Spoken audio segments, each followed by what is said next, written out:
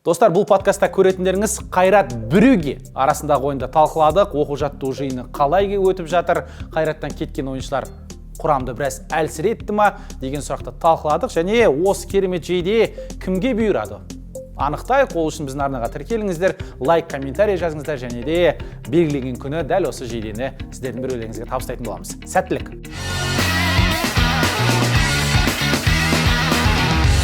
Барселонаға қарсы ойынын көрдік қой. Сұмдық ойнап тастады ғой Барсаға қарсы. Чехпаев мен қасымда кім деп ойлайды ғой кішкене Заряда былай. Иә. Тізесіне операция жасатқан. Алып қалса да бабына келіп үлгермейді-ау деген оймен жіберген. Кәдімгі ашуланып кетті ол кісі. Бірінші рет көрдім сонда ашуланып кеткен ше. Қайраттың құрамы меніңше нашарлау, жағдайы нашарлау. Сырт алаңда біз негізі өте нашар ойнаймыз ғой, білесіңдер ме? Бірақ соққан голымыздың бәрін сырт алаңда соқтық қой. Ал ұпай соқтық. Бәлкім мотивациялар сұмдық шығар ертең. Брюггені айырып алу керек. Арсенал екінші құраммен шықса ничего болып кетуге шансы бар деген үміттер бар шығар. Сәлем достар, сіздермен Әлем Лайф шенеуін жүргізушісі Әлімжан Тасболатұлы. Бүгінгі біздің студиямыздың қонақтары Есет Төлеш, Бексұлтан Кеулімқос. Жігіттер, қош келдіңдер. Рахмет. Қош көрдік. Көңіл-күйлерің қалай? Бәрі дұрыс па? Жақсы. Көңіл керемет. Жаңа жылдық демалыстан кейін дәл осындай подкаст енді превью подкастын бірінші рет түсірейін деп отырмыз. Қайрат пен Брюгге арасындағы ойын, жалпы Чемпиондар лигасының 7-ші туры. Сағынып қалдық негізі. 1,5 ай болған жоқ. 1,5 ай болды. Болмағанына, және бұл енді Қайраттың осы Чемпиондар лигасының негізгі кезеңдегі соңғы өз алаңда өтетін ойыны. Иә, қатты сағындық негізі. Әсіресе Чемпиондар лигасын бөлек сағынасың, және Қайраттың ойындарын бөлек сағына күтіп қалдық. Үзіліс болды. Енді үзіліс Қайратқа қалай әсер етеді, соның бәрін айтып береміз енді. Иә. Осы туралы енді ақылдасайық, қазір сөйлесейік, және трансферлер болып жатыр. Енді білеміз, Қазақстанда маусым аяқталғанда біраз болды, қазан айында бітіп қалды. Одан кейін Қайрат енді жарайды Чемпиондар лигасына өтіп ойнап жүрді. Енді 1,5 ай демалды. Қазір оқу-жаттығу жиында Абу-Дабиде бірнеше ойыншылар қатардан құрамнан кетті. Бір ойыншы келді. Сол ойыншы енді көбісі кәдімгідей сол Яккоға үміт артып, Есет осы Брюгге мен Арсеналға қарсы көмектеседі деп отыр. Осы туралы өзің айта кетсең қазір. Ол көмектеспейді негізі, себебі Чемпиондар лигасының ережесі бойынша жалпы кезеңге, қазіргі топтық кезең бір тізім кетеді. Сондықтан жаңа ойыншыларды мүлдем қоса алмайды. Мысалы, Хвичалар бар, Омар Мармуштар былтыр қыста келді деп плей-оффқа шыққанын күтті ғой. Сол сияқты Қайрат өкінішке қарай жаңа ойыншыларын алдағы матчтарға қатыстыра алмайды. Брюгге мен Арсеналға қарсы ойындарға бір жаманы кеткен ойыншылар болды, кетіп қалды да. Құрам күшейген жоқ, әлсіреп қалды. Шынымен де Якконы енді біз алып командамен жаттығу жасап жүргені. Өкінішке қарай Якко Чемпиондар лигасына ойнай алмайын деп тұр ғой сонда. Иә. Плей-оффта жаңа форматтың әсері ғой. Бұрын мысалы ақпан айында бірден біз плей-оффқа өтіп кететін едік қой. Желтоқсанда барлық топтық кезеңді аяқтап, қазір енді Қайрат бір уақытта екі жұмысты істеп жүр. Бір жұмыс ол маңыздысы, ол келер маусымға дайындық. Міне келер маусымға дайындықтың көріп отырмыз, жаңа ойыншы келіп жатыр дегендей. Екінші жұмыс ол мынау қалған екі Чемпиондар лигасының кездесуіне дайындық. Ол да бөлек, әрине тағы да бір маңызы бар жұмыс десек болады. Өйткені мынау жолдастық матчтар өткізіп жатыр, және қазір сборда дәл сол екі матчқа дайындық ретіндегі сбор деп ойлаймын, бірінші кезекте. Әйтпесе ол қазір енді қаңтар айы, одан кейін бар қаңтарда аяқтап ақпан айында кәдімгі толыққанды маусымға дайындық, маусымға сбор, конкретно құраммен жақсы дайын жаңа ойыншылармен маусымға бір шамамен 85%-ға жасақталған құраммен, сөйтіп дайындалады. Енді Чемпиондар лигасы болып тұрғып жүрді мәселе. Брюггеге қарсы өз алаңымызда ойнаймыз. Брюггеде де жалпы жағдайды көріп отырмыз. Брюгге Чемпиондар лигасында жол жүрмей жатыр. Қазір Брюггеге топ 24-ге кіру үшін Қайратты міндетті түрде, және сонымен қоса Марсельді міндетті түрде жеңу керек. Әйтпесе оның өзінде 100% емес. 100%, 6% жинау керек. Мүмкіндік болу үшін, сол үшін де Брюггеге кәдімгі мықты настроенмен келетіні түсінікті. Енді келесі 8-ші турдағы Арсеналды айтпай қойық. Арсеналда жағдай болса, бұларда мүмкін бір бейжей қарайтын шығар деген үміт бар ғой. Бірақ бұл жерде енді Брюггені Қайраттың да жағдайын салыстыруға келмейді. Бұл жерде енді Қайрат мүлде бабында емес. Өткен деген Олимпиакосқа қарсы кездесуде де сол қанша 2 апта ма үзіліс болды, маусым аяқталған. Соның өзінде ғана үлкен әсер қалдырған еді. Бұл жолы кеткен ойыншылар бар. 1,5 ай жатып қалғаны бар, оның бәрі бір-біріне. Оның үстіне бұл жерде Брюгге жаңа Бексұлтан айтып жатыр ғой, ұпай қажет қой, және гол айырмашылығы қажет та. Олар енді Марсельді рецеппен жеңу екіталай, Қайратқа қарсы гол айырмашылығын барынша жасап алғысы иә, жасап алам деген оймен келетін сияқты. Иә, былтырда негізі плей-оффқа шыққан команда. 24-ші орынмен шығып Иә, мықты команда, жалпы Чемпиондар лигасында неге жол болмай жатыр енді? Проблема көп. Қарсыластары ғой енді. Брюггенің жеңген командасы Монако, тең түскені Барселона, қалғанның бәрі Аталанта болсын, Бавариялар болсын, бәрі шетінен мықты команда ғой. Спортингтен 3-0 есебімен жеңілді. Спортингтің өзі мықты команда. Ол да бар, және құрамдағы проблемаларды айқын андай жаңалық болып естідік қой. Мынау 3-ші қақпашы, 4-ші қақпашы жалпы ойнауға мәжбүр болды. Миньолелер жарақат алып қалды деген сияқты. Сол себепті оның проблемасы бар. Енді Брюггеде де минустарын теріп шықса, анау негізгі ойыншысы Анедика, Нигерия ұлттық құрамасының ойыншысы, қазір Африка ұлттар кубогының жартылай финалына өтті. Жартылай финалда қазір жартылай финалға шықты деген сөз, ол кемі финал немесе 3-ші орынға таласты деген. Және тағы да бір қосымша матчтар бар деген сөз. Әрине бұл негізгі құрам ойыншы емес Нигерияда, дегенмен 3-ші турда қарсылас есініп дубль рәсімдеп үлгерді Анедика, жалпы өте мықты көшбасшы шабуылдағы, жалпы шабуыл емес, команданың көшбасшы ойыншысы ғой бұл жігіт. енді былай Анедика сол бізге қарсы ойынға қатысу мүмкіндігі аз ғой. Мүмкіндік жоқ ондай. Себебі 18 күні аяқталады. Африкалықтар немесе 17-сі. 17-сі 3-ші орынға таласатын болса, одан кейін бұл енді демалу керек. Аздап Брюггеге барғанның өзінде де Брюгге мен Астанаға ұшып келіп өлтірмейтін жар бұны. Бірақ кеше Фенербахчеде Малилік біреу чемпион болды ғой, солай. Малилік пе? Чемпион болды? Сенегалдық, Кубок африканских нациядан келді кеше ойнап. Бүгінге Сенегалдық емес шығар, Сенегалды шықты ғой. Малилік шығар. Фенербахче мен Галатасарайға қарсы финалда ойнатты. Суперкубок түсіп жеңімпаз атанып кетті. Былай енді Анедиканы олай қолдана қояды-ау деген ойдан мен шынымды айтсам қатыспайды-ау дегенге көбірек сеніп тұрмын. Оған демалыс беру қажет, енді 18-і бір босап Мароккодан бұл Брюггеге шығу керек. Брюггеден Астанаға шығу керек. Сондықтан меніңше қалдырып кететін сияқты. Еуропаның бір Түркия сияқты елі болса мейлі да, бұл жерде енді жол арақашықтығы қатты әсер етеді деп ойлаймын. Білмеймін, брюггеліктер мүмкін жоспар құрып жатқан шығар. Анедика, сен дайын бол. Прямой алдырамыз. Сен бәрібір қосалқы құрамда отырасың, шаршамайсың. Билетті ұстап отыр, міне 17-сінен кейін. Жоқ, оны Марсельге алдыра салу да мүмкін. Марсельге көбірек күш қажет болады Брюггеге. Қайратты Астанада сенсіз жеңеміз деп отырған шығар. Енді Брюггеде жігіттер мынандай болып тұр. Біз жаңа айттық қой, Қайрат 1,5 ай болды, футбол ойнаған жоқ деп ше. Брюгге соңғы ойынын 26 желтоқсан күні ойнаған. Және Қайратқа дейін 2 ресми ойын өткізіп үлгереді. Біреуі Роял Шарлуаға қарсы 13 күні, 13 қаңтар, сосын 16 қаңтар күні түнде өздерінің чемпионаттарында ойнайды. Оған дейін жолдастық кездесу өткізіпті бір рет. Содан кейін барып Қайратқа келетін болады. 20 күн ойнайтын. Жалпы бұлардың енді 2 апталық осы үзілістері қаншалықты? 2 апта деген қатты. Негізі бұлар бәрібір маусымда келе жатқан команда ғой. Қалай дегенде де. Маусым біткен емес. Бұлар маусымда басқа командалар сияқты еуропалықтар секілді бастады жазды. Бундеслигада да үзіліс болды. Мысалы 2 апталық шамамен. Ла Лигада бір 10 күндей, 12 күндей демалды.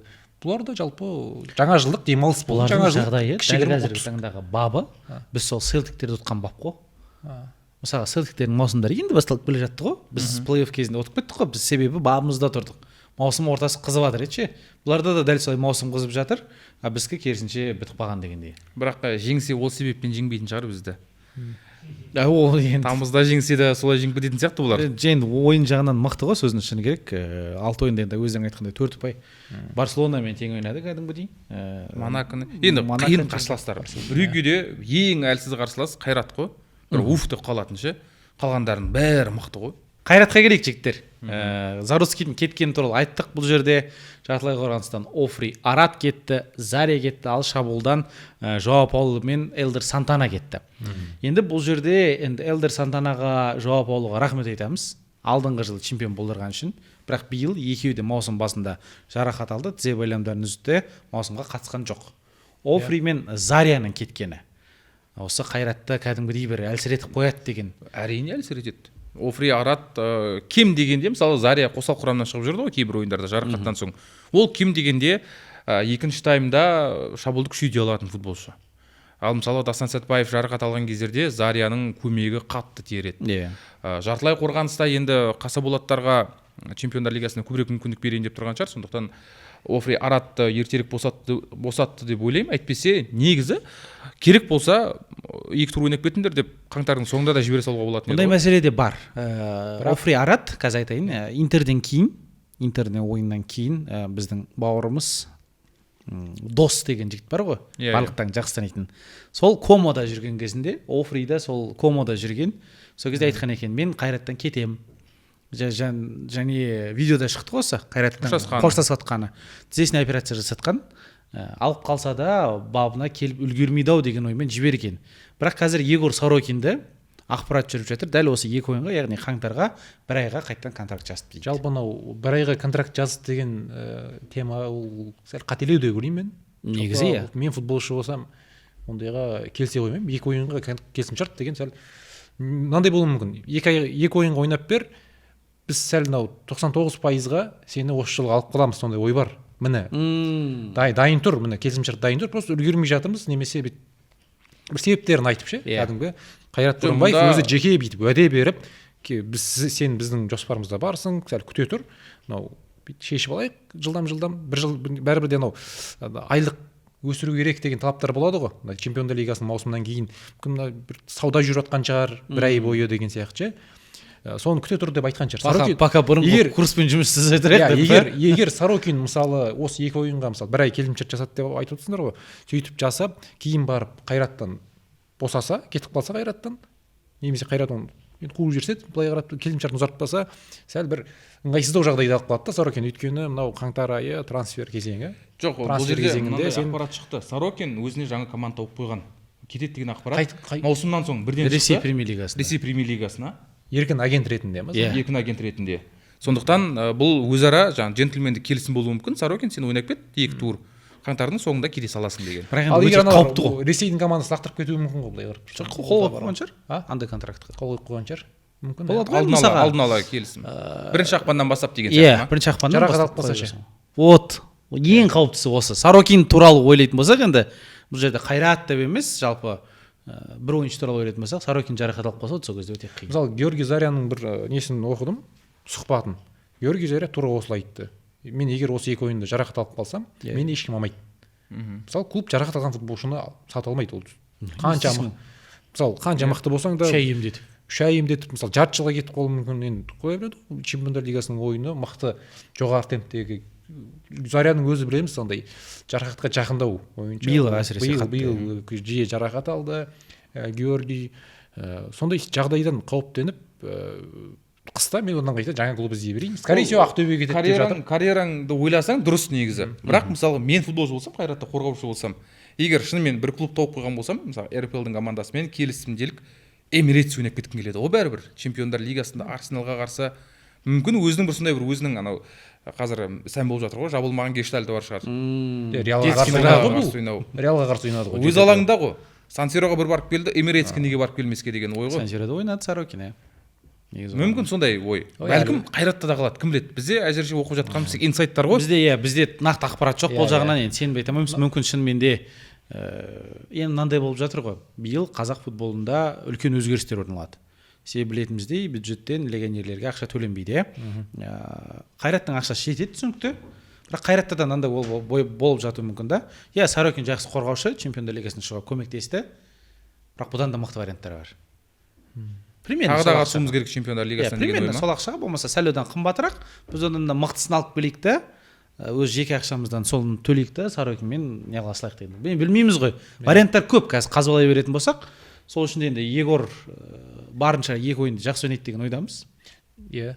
Ал Заруцкийдің кеткені бойынша сол лимиттен аса айлық сұрат дейді.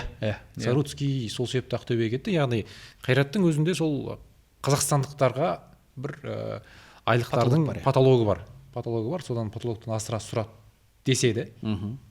Қайрат қандай шығар енді шамалы. Және сөйтіп Ақтөбеге кетіп қалды Заруцкий. Әйтпесе біз осы Заруцкийді соңғы 7-8 турға чемпиондар лигасының дәмін тартып ойнап кетеді-ау деп күттік қой. Бірақ ондай күткен жоқпын. Енді сөйтіп армандағандар бар ғой бүйтіп. Сол кезде Заруцкий жарақат алған кезде ше. Әрине қақпашы ретінде сыйлайды. Темірлан Нарбеков енді шығып жатқан кезде сөйтіп біраз әңгіме болды. Мүмкін Арсеналға бір ойнап кетер деген сияқты. Жоқ, тым болмаса Брюггеге қарсы ойнап кетуі сәл әділірек пе деп ойлаймын да мен. Себебі футбол әділетсіз ғой енді сол. солай болып тұр Хаби ғой. Алонсо да кетіп отыр ғой мысалы. Кетіп жатыр мысалы. Реал жеңіліп қалды, әділетсіз қойшы. әрине Бұл әділетсіздіктен тұрады. Бірақ элита болып кетті орта. Бекіс бұл жерде сол туралы сайды ойында болдым ғой. Педри, Де Йонг дегендер Масқара. элита ғой кәдімгідей доп ұстаудың өзі. Бірақ енді Офри Арат ортада демекші. Иә. Офри Араттың кеткені ол үлкен Қайрат үшін зақым келтірді деп ойлаймын, өйткені бұл әмбеба бойынша орталық қорғаушы позициясында жауап бере салады, керек болса мысалы ортада мысалы доп ұстайтын біздің жаңағы мақтап отқан Педри, Де Йонгымыз шыны керек осы Офри Аратпен кім болды ғой? Глазер болды, Дан Глазер. Осы екі жігіттің арқасында шықтық деп ойлаймын мен, шыны керек. Басты күш осыларда болды. Әсіресе сырт алаңда қиын кездесулерде өзінің шеберлігін көрсетіп мен біраз таңғалдырды. Бұл футболшының орнына басқа бір енді кімді әкеледі деген сұрақ болып тұр да. Дәл қазір Якко ғой сол. Кетті алды болып тұр ғой. Бір енді тура осындай деңгейді көрсете ала ма деген бір. Оның ойынын білмейміз. Офри Аратқа негізі жақсы ұсын түсті ғой, бір еуропалық Иә. бір жақсы лигаға кетеді деген ақпараттар айтылды. жатыр еді ғой. Енді қысқы трансфер кезеңі енді оған шамасы айтқан шығар, келісім шартың босады ма, 2 турға сен күтпейміз чемпиондар лигасында. Жаза береді. Кел деді. Бұл да енді тізесін не қылып, одан қалса жаңа айтамын да. Енді Офри біліп тұр ғой, Интерден кейін кететін. Яғни тізесіне ота операция жасататынын біліп тұр.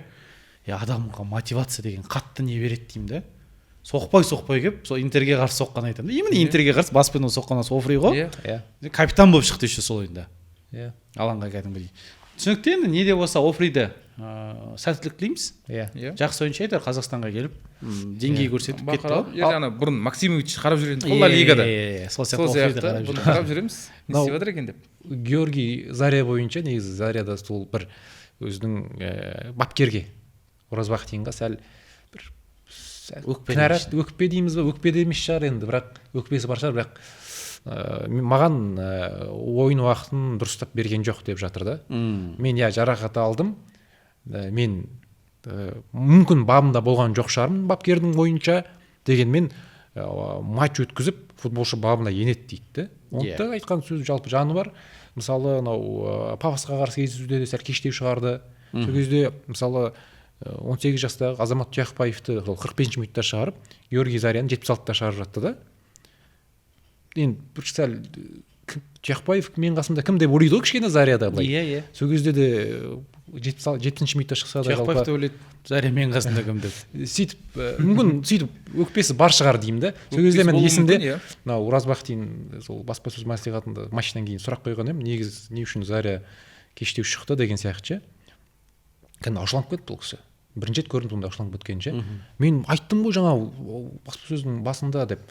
Айттым ғой дейді да, бірақ оның басында айтқаны жалпылама айтты да, қосалқы құрам ойыншылары, кейіп жарақат алған ойыншылары әлі дайын емес деген сияқты. Именно Георгий Заря деп айтқан жоқ та, мен соны нақтылағым келді. Заря мысалы оған дейін 4 немесе 5 матч қосалқы құрамнан шығып жүрді. Яғни 2 ай бойы сол Павловсқа дейін жарақатынан айығып, қосалқы құрамда отырды, бір 15 минутқа, 20 минутқа шығып жүрді. Не үшін әлі бабына еніп жатқан жоқ? Не үшін Заряның қандай деңгейдегі ойыншы екенін білеміз ғой, кәдімгі тасжер ғой былай қарап тұрсаң. Не үшін әлі бабына енген жоқ? 2 ай болды, жарақаты не болды деген сияқты. Мен қазақша қойдым, дұрыс аудармаған шығар, мүмкін кім біледі. Маусымның басында сұмдық болды ғой Заря. Оған дейін 2 маусымда зор ойнап жүрді. Жарақатқа дейін. Сөйтіп сұрақ қойып едім, кәдімгідей андай ашуланып кетті да, мүмкін андай Заряда сөйтіп сол кезде тиіскен шығар оған, не үшін мен шығармайсың деп. Мүмкін бірдеңе болған шығар араларында. Өзі де сөйтіп айтып жатыр, жалпы сенім аздау болды деді. Ойын уақыты сенім аздау болғаннан кейін де кетіп жатқан шығар бәлки. Ол да енді мынау Қайрат қазір Абу-Дабиде Біріккен Араб Әмірлігінде оқу жаттығу жиын өткізіп жатыр. Екеуі бірдей жолдастық кездесу жоспарланған. Біреуін ойнап тастады. Әзербайжандық Нефтчи мұнайшы футбол клубымен қазақша аударып жүрсек 3-0 есебімен жеңілді. Екіншісі, біз енді подкастты ертеректе түсіріп отырмыз. Ертең 14 күні Вараждинге қарсы ойнайтын болады. Оның енді нәтижесін подкаст шыққан кезде оқырмандар біліп отырады. Жалпы бұл осы дайындықты сендер өздерің айтып қалдыңдар. Дәл осы Чемпиондар Лигасының 2 ойынына қатысты қарап жатыр деп. Әрине. Маусымға дайындық ретінде мүлдем қарастырып жатырсыз. Қайраттың ана маусымы біткен жоқ қой негізі.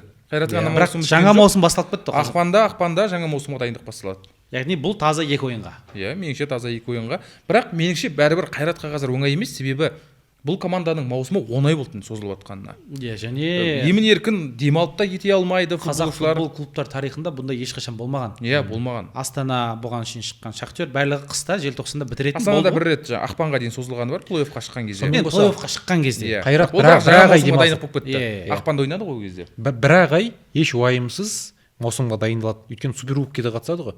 Иә. Ал суперкубок ақпанның соңында болады мысалы. 28 ма сондай болады. Ал, иә.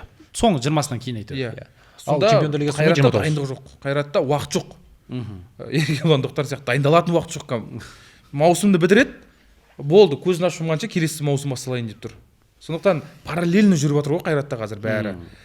Қазақстан күнтізбесінің жаман жері болса, кезінде Ресей премьер-лигасы ауа райына қарамастан күз көктемге ауысып кетті ғой. Сол үшін бір жағынан күнтізбе Еурокубокқа ыңғайланып жасалды. Екінші жағынан ресейліктердің бір таңғалатыны бар. Қазақстан премьер-лигасында мысалы қарашада чемпион болған команда келесі маусымда келесі жазда бір ойнайды дейді, чемпиондар лигасында. Ол кезде мүлдем басқа команда болып кетеді ғой. Сендердікі сәл ыңғайсыз ғой дейді. Бірақ енді бізде ауа райы келмейді, стадион келмейді. Ауа райы емес, стадион жоқ қой. Стадион мысалы Алматы мысалы 13 қаңтар көк шөп тұр ғой далада, ауа райы дейтін емес. Ойнауға болады негізі. Ойнауға болмайды. Солтүстікте деп ойласай сен.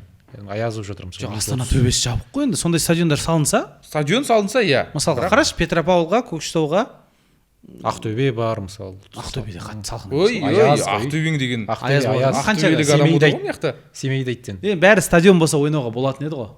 Стадион болса, иә. Стадион жоқ қой енді сол. Бірақ крытый стадион, 6 крытый стадион керек та ол үшін.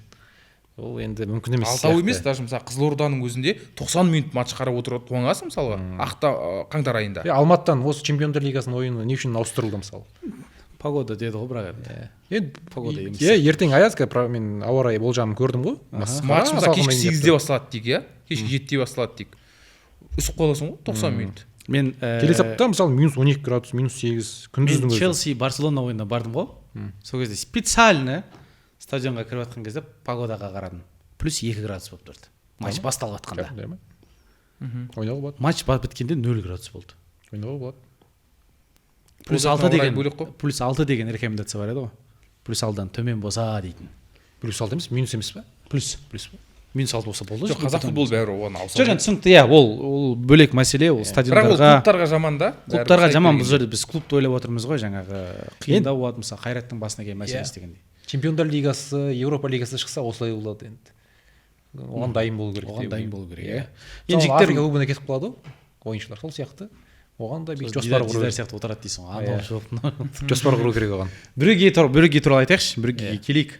Жаңа айттыңдар енді, сол Онидика ойнамауы мүмкін, Миньоле қатарда жоқ дегендей, бірақ одан бөлек бұл жақта сол Цолис, Ванакин сынды жігіттер бар ғой, шабуылда жақсы ойналатын. Жалпы бұл командадан не күтуіміз мүмкін? Бұл команда біраз түсініксіздеу, себебі бапкер ауыстырды маусымның ортасында. 8 желтоқсанда бапкерін алып келді. Генттен алып келді да бапкерді. Гент деген кезінде бір жақсырақ команда болған еді. Қазір шіріп жатыр. Төмен жақта жүр әйтеуір, ортадан төмен жүр. Сол жақтан бапкерді алып келді. Қандай оймен алып келгенін. Сол Гентті отқан екен еще 2-1 қылып. Сол жаңа бапкермен. Бастады. Бірақ енді Брюггенің амбициясына қаншалықты лайық бапкер екенін білмеймін. Сәл түсініксіздеу шешім болды маған Генттен алып келуі.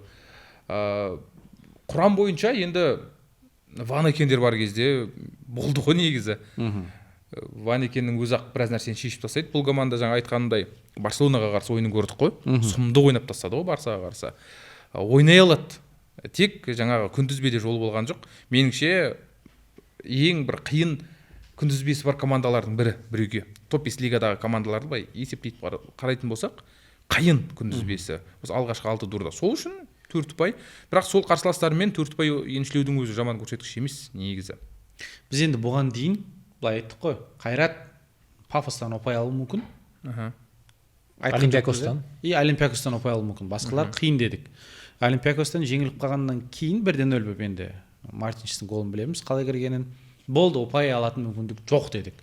Бірақ енді қарап отырсақ, негізгі қақпашы жоқ, Онидика деген көкем жоқ, бапкер ауысып жатыр дегендей. Бұл тұста сендердің ойларың қалай енді? Керісінше Қайратқа бір ойнап Брюгге қаласында дәл осылай 3 адам отыр да. олардан Заря кетіп қалды, Арат Арят кетіп қалды, Заруцкий кетіп қалды, бір жарым ай ойнаған жоқ деп. Дастан сынып олай есептейтін болсақ, Қайраттың минусы көбірек болып кетеді. Дастан жарақат, иә. Сондықтан Қайраттың бұл жерде минусы. Олжас Байбек қатыспайды. Тұяқбаев та қатыспайды ғой. Тұяқбаев та жарақат. Қайраттың құрамы меніңше нашарлау, жағдайы нашарлау. Сондықтан дегенмен қиын енді уақыты да шешуші рөл атқарып тұр ғой. Мүмкін қаңтар, қараша айларында бірге қарсы ойнасақ ұпай немесе ұпай деп айтпай ақ қояйын, мүмкіндігіміз жоғарылау бола ма екен деген сұрақта. Қазір енді мүмкіндік сәл төмендеу болып тұр. Дегенмен әрине Астана Арена, өз алаңымыз деген бар, логистика барлығын бізге де плюс жақтарды іздеп әйтеуір ұпай алуға мүмкіндік бар деп айтамын. Жалпы ондай Брюгенің қазіргі жағдайында қарап отырмыз.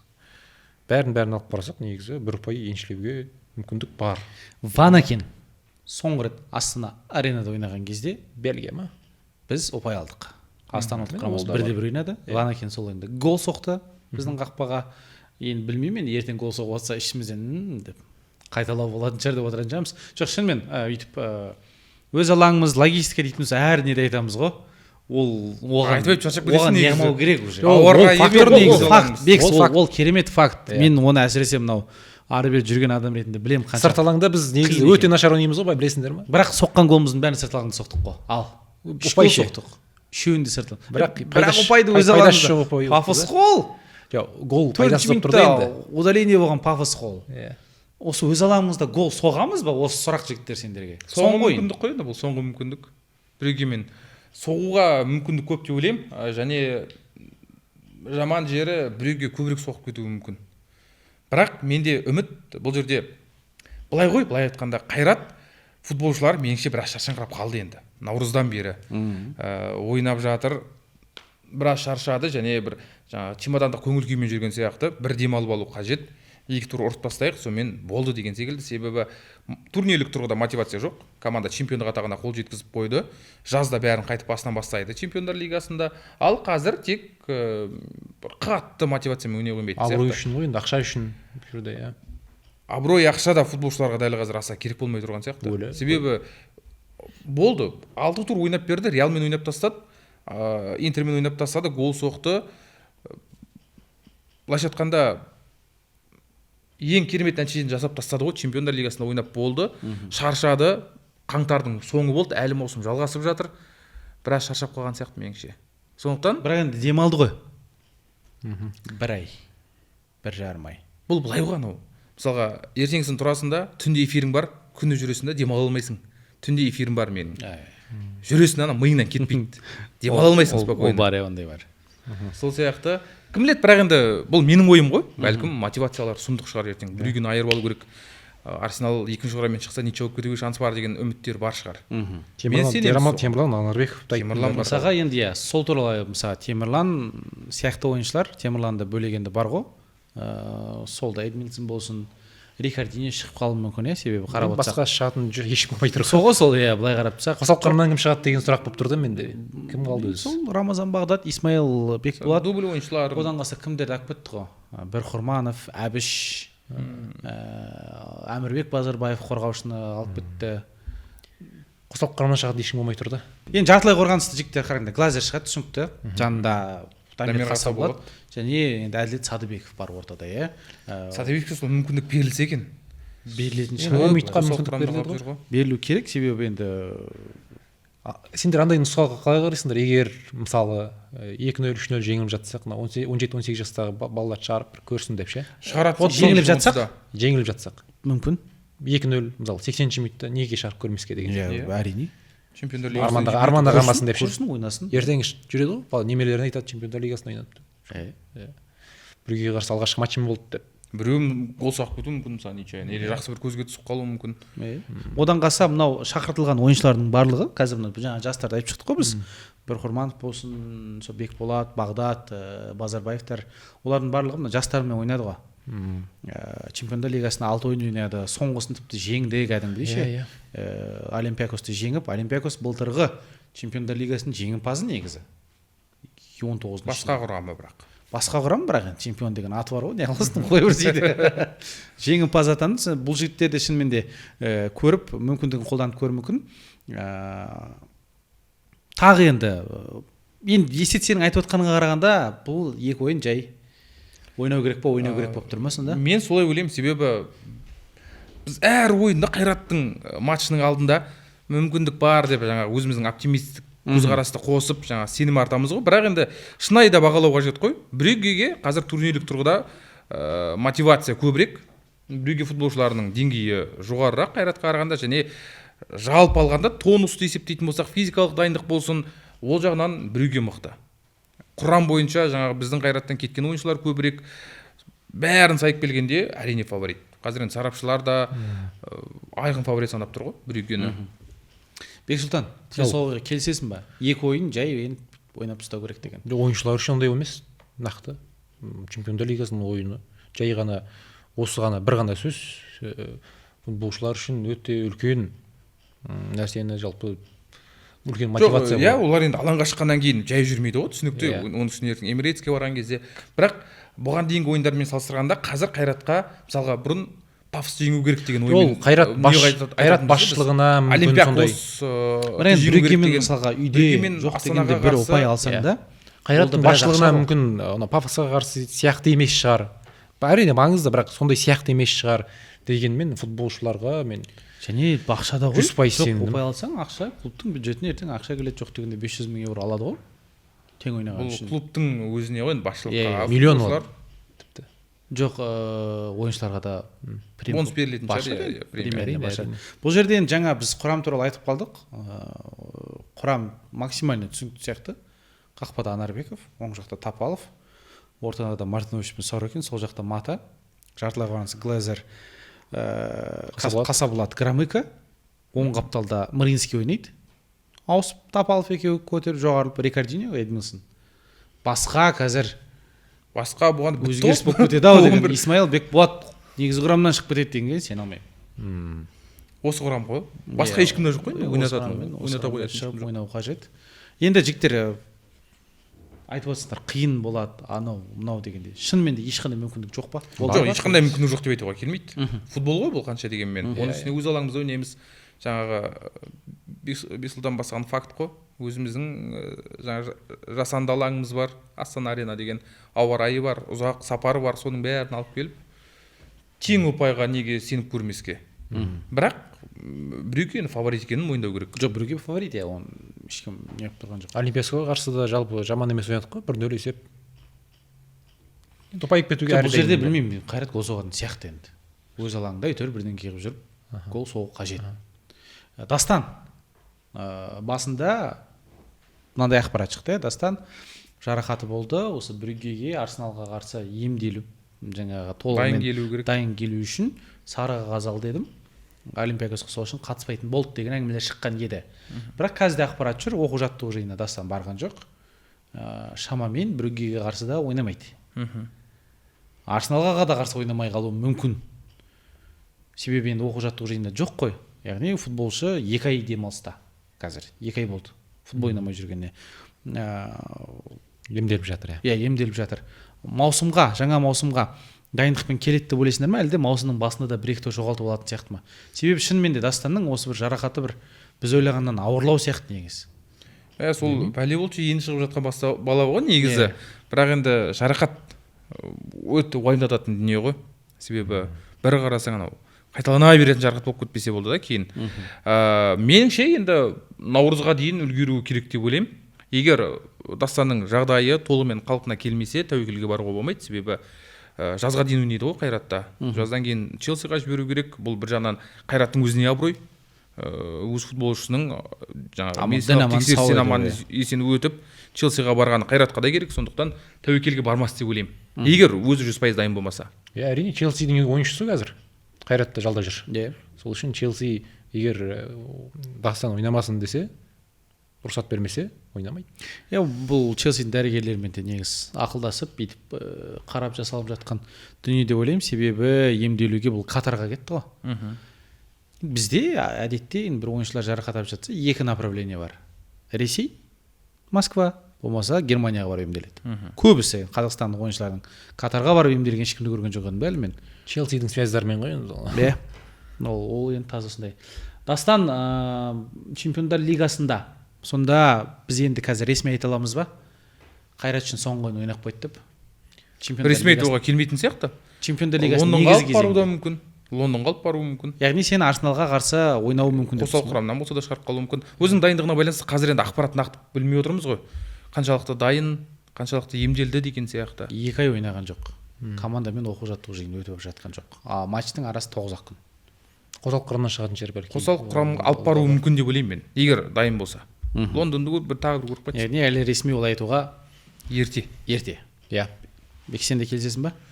Менің ойымша дайын болмаса ойнамай ақ қойған дұрыс. Ешқандай маңызы жоқ ойындар ғой.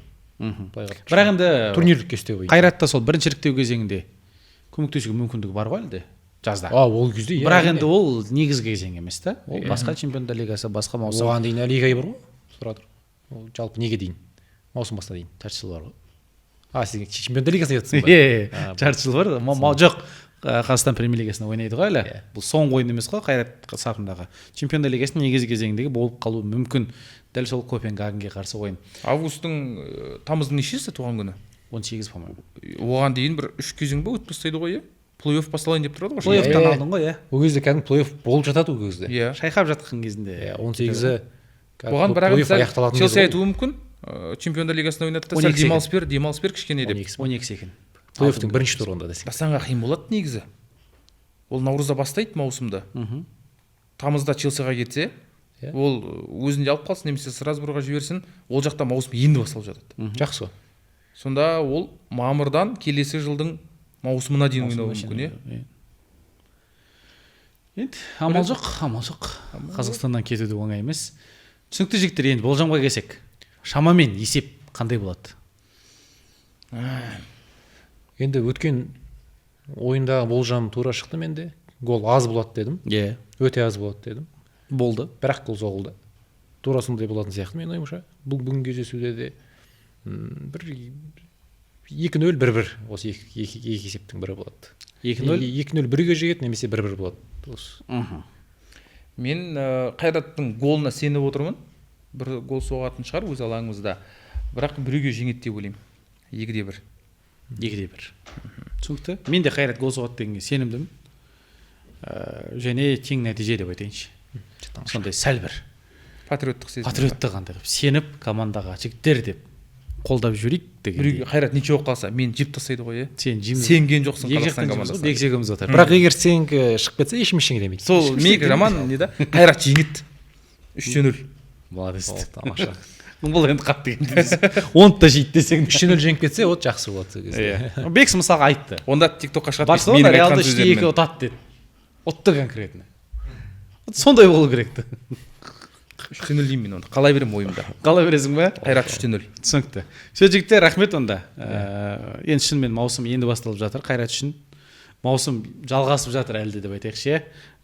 Қазір енді құрамға осы бірақ ойыншы келді. Оның да ойынын біз көріп үлгерген жоқпыз, себебі Нефтьшіге қарсы ойнаған жоқ. Мүмкін Вораженге қарсы ойнап қоятын шығар. Бірақ біз енді белгілі себептерге байланысты бүгін ертерек сәл түсіруді жөн көріп отырмыз.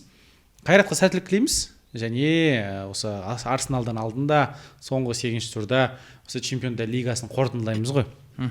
Қалай болды, не болды, сол клубтарды жылап отырып еске алып дегендей, Селтикте өткен кездегі эмоция қалай болды, жалпы елге бір футбольный бум болды ғой. Қаншама жанкүйерлер көбейді, футболға қызығатын. Біздің де оқырмандар көбейді, жалпы осы қыздар көретін болды қазір. Футболмен айналысып жүрген қыздар көреді, Қалмырза бар. Иә, TikTokта ашсаң, жалпы Қайраттың шыққаны ешбір кері әсерін тигізген жоқ. Плюстары өте көп. Оның барлығын сол Арсеналдың ойын алдындағы подкастта енді толықтап Чемпиондар лигасын бізде бір қорытындысын жасап айтатын боламыз. Сендерге келгендеріңе рахмет. Есет Төлеш, Бексұлтан Келімқос, Әлімжан Тасболатұлы. Келесі кездескенше саламатта болыңыздар.